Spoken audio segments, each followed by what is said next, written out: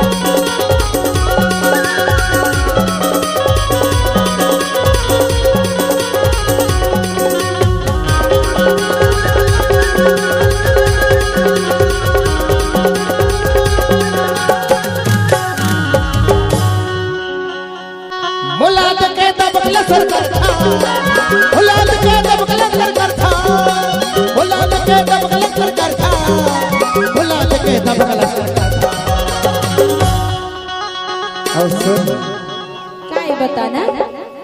ये का बात है हाँ बोले को मुझे हाथ बोला अच्छे तापला करता हाँ बोले को मुझे हाथ बोला अच्छे तापला करता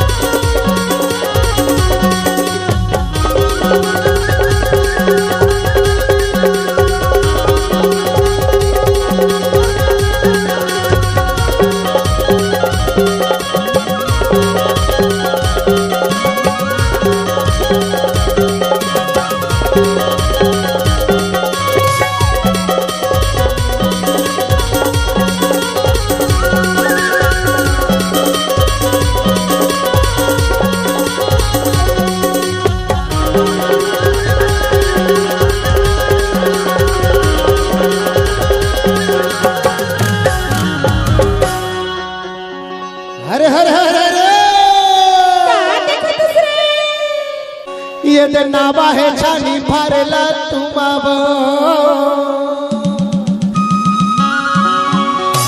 हाय हाय हाय हाय अब तोला गोदी में बैठा के ले लेते छु मारे ले लेते छु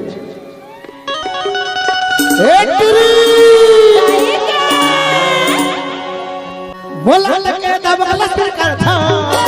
बोला लगे